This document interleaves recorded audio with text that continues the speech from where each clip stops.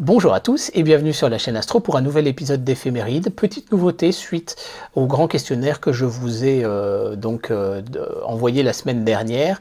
Eh bien, je vous propose de sortir cet épisode le jeudi soir, déjà pour voir si ça marche bien en termes de sortie et pour envisager de sortir l'épisode du week-end le vendredi soir qui est quand même le créneau le plus important sur YouTube. Donc cette semaine, nous venons de passer le dernier quartier, nous allons sur la nouvelle lune et on a quand même pas mal de choses à se mettre sous la dent. Donc c'est maintenant sur la chaîne Astro.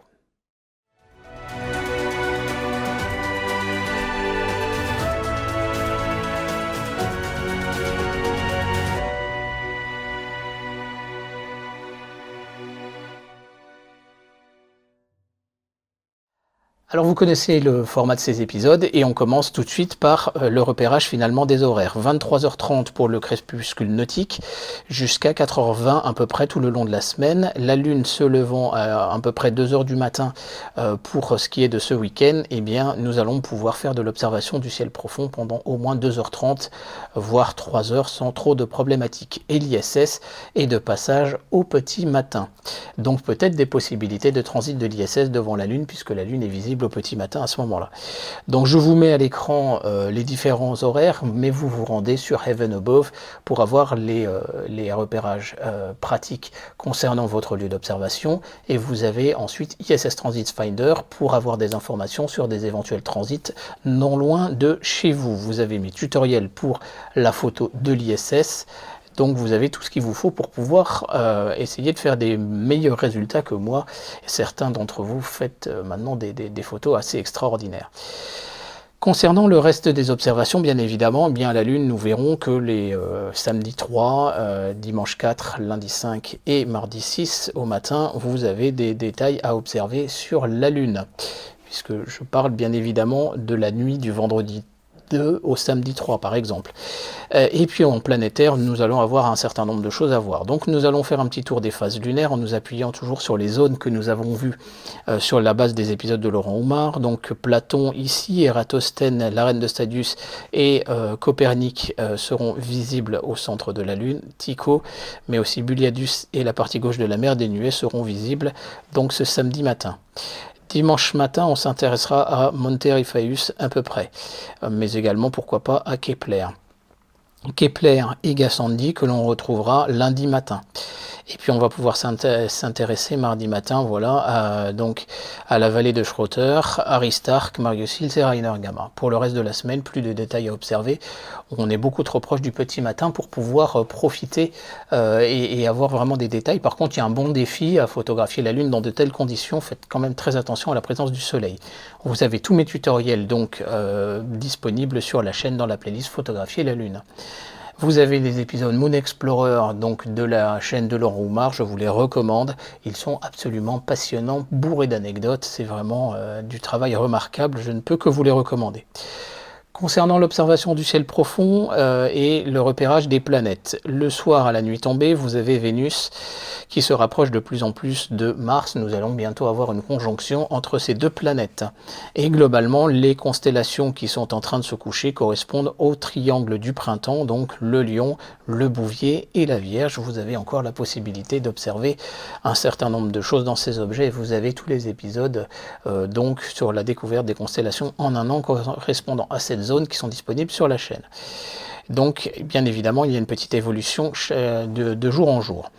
Plein sud, toujours sur le même type d'horaire, eh bien vous allez retrouver le Bouvier, le Serpentaire, on ne l'a pas encore vu mais ça va bientôt venir, Hercule. L'épisode vient de sortir hier soir et vous avez la Balance, la Vierge, etc. Donc toute cette zone-là aussi, toute la partie droite en tout cas, est une partie où vous avez les épisodes à observer, enfin les objets à observer. La partie gauche, les épisodes sont en préparation et arriveront bientôt. Et donc avec une petite évolution de soirée en soirée. Vous voyez que Jupiter et Saturne vont commencer à être visibles à la nuit tombée. Elles seront très basses et c'est au fur et à mesure de la nuit qu'elles vont commencer à monter. Donc vous avez les différents épisodes bien évidemment sur les constellations et sur l'astrophotographie du ciel profond avec les différents tutoriels qui devraient vous aider à pouvoir faire des prises de vue correctement Alors je tiens à préciser concernant ces épisodes, c'est vrai que mes 3 épisodes d'initiation à l'astrophoto sont quand même assez longs.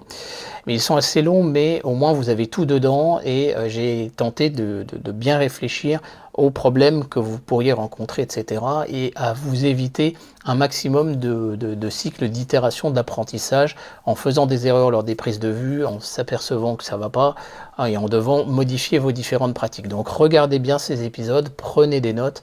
Les fiches Memento seront bientôt disponibles quand je mettrai en ligne mon site internet. Les fiches Memento sont déjà faites et vous aideront justement à bien prendre les bons gestes métiers entre guillemets dès le début.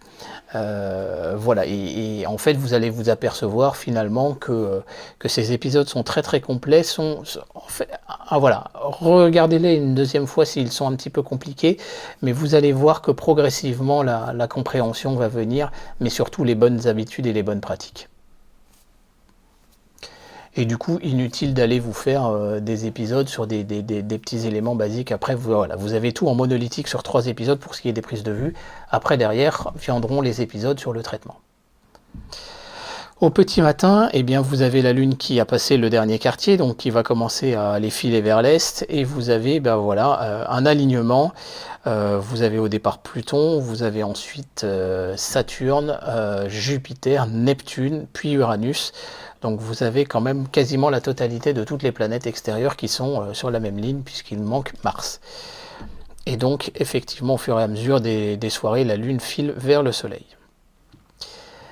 Donc ensuite on va s'intéresser justement à ce petit festival que nous fait Jupiter tous les matins, et donc le repérage des planètes, voilà, vous retrouvez ce qu'on a vu avec Vénus qui progressivement va se rapprocher de Mars, Mars qui va aller vers sa conjonction supérieure, et puis les autres planètes visibles le matin.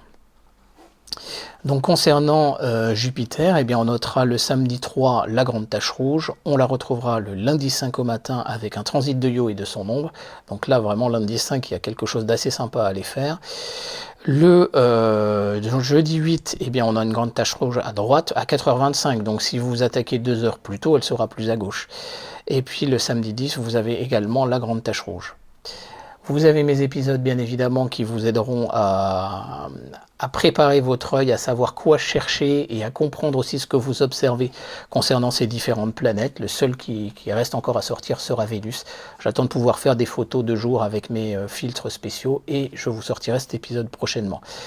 Et vous avez mes tutoriels sur l'astrophotographie planétaire qui se met en lien maintenant avec l'épisode sur les lentilles de Barlow qui vient de sortir. On aura l'opposition d'un astéroïde. Pardon, je ne vous ai pas mis la carte, c'est pas très très grave. Vous avez une plus grande élongation est de Mercure à 21 degrés. Mais comme vous avez pu le remarquer, les planètes sont relativement basses au matin. On est vraiment sur la partie basse de l'écliptique. Donc clairement, Mercure ne sera pas facilement visible pour les observateurs de l'hémisphère nord. Vous avez un rapprochement Lune-Mercure donc le jeudi 8 au matin qui peut être intéressant. Concernant les comètes, je vous mets les 3 comètes du moment, elles ne sont pas extrêmement lumineuses, je vous les mets juste pour information et vous avez les liens qui vont bien. Au niveau des novas, vous avez toujours cette nova dans la constellation d'Hercule. Il n'y a pas tellement d'évolution. Les novas extragalactiques, voilà la liste, et les supernovas, magnitude 12,5, ici dans NGC 1448, donc peut-être pas forcément facilement observable parce que je pense qu'on est de l'autre côté par rapport à ce qu'on voit le soir. Les numéros NGC, pour information, ils sont numérotés par secteur globalement du ciel. À l'inverse des objets du catalogue de Messier, vous avez M1 qui est dans le taureau, vous avez M2 qui est complètement ailleurs, etc., etc. Les objets NGC, il y a quand même une logique, on est actuellement plutôt dans les 4000, 5000, 6000. Voilà, mais c'est pour ça que vous avez quasiment toujours un peu les mêmes numéros qui reviennent dans les épisodes sur les constellations. Donc NGC 1448, c'est pas le secteur actuel. Concernant le Soleil, il y a bien évidemment des choses à observer. Le Soleil commence à regagner d'activité. Bien évidemment, vous n'oubliez pas les filtres de pleine ouverture qui vont bien. Et éventuellement, vous pouvez songer à vous intéresser à la photographie en calcium, telle que j'ai pu vous le montrer à l'occasion de l'éclipse. Il y a une très très belle zone d'activité, la 2835 avec la 2836 à côté. Donc là, on a une belle tache solaire quand même, et donc la possibilité de pouvoir faire des bonnes photos. Et puis la zone ensuite des éruptions solaires, on voit qu'il y a quand même une belle activité. Là, on voit qu'il y a de l'activité sur cette zone-là. On n'a pas de tache solaire, mais on a une activité au niveau des éruptions. Voilà, donc c'est un petit peu étonnant. Dernière chose, dernier rappel, vous savez qu'on a les nuages noctulescents. Les nuages noctulescents sont donc des nuages de glace à 70 km d'altitude, illuminés par le dessous par le soleil qui, lui, est déjà bien en dessous de l'horizon. Visible donc à peu près à 23 heures, donc heure française, à peu près pour la métropole, et au petit matin, visible aux alentours de 4 heures du matin, quelque chose du genre, 3h30, 4 heures du matin. Soyez vigilants tous les soirs, la nuit quand vous vous levez, des choses comme ça, parce que ça ne prévient pas, il n'y a pas d'alerte en tant que telle. Par contre, je vous invite à nous rejoindre sur le Discord, donc la communauté Astro, où vous allez pouvoir retrouver aussi pas mal d'autres youtubeurs, je ne suis pas le seul. Voilà, on a décidé de créer un Discord commun pour éviter la multiplication des Discords comme la multiplication des groupes sur Facebook. Et en fait, si jamais l'un d'entre nous tombe sur des nuages noctulescents, et bien comme on les poste sur les observations de ce soir, mais également la possibilité de vous envoyer une alerte, et ben vous auriez une notification qui apparaîtrait sur votre smartphone pour tenter de les observer à votre tour. N'oubliez pas, les noctulescents, ça va à peu près jusqu'au 15 juillet, quelquefois un petit peu plus, mais voilà, ça ne prévient pas, et en tout cas, quand ils sont visibles, ils sont absolument fabuleux. Je vous invite à les filmer, parce qu'en fait, il y a une évolution lente, et ensuite de faire un timelapse, par exemple.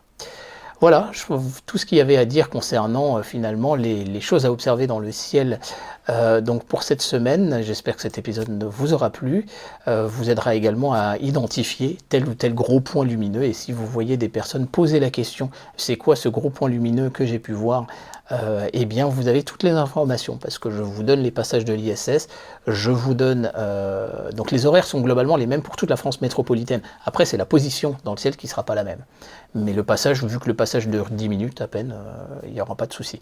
Et puis vous avez les positions des planètes que je vous ai indiquées. Donc globalement, si quelqu'un pose une question en disant c'était quoi ça, et ben renvoyez-le vers cet épisode, parce qu'il y aura logiquement forcément la réponse. Je vous remercie de votre attention, n'hésitez pas à vous abonner si ce n'est pas déjà fait, et je vous dis à très bientôt sur la chaîne Astro. Merci, au revoir.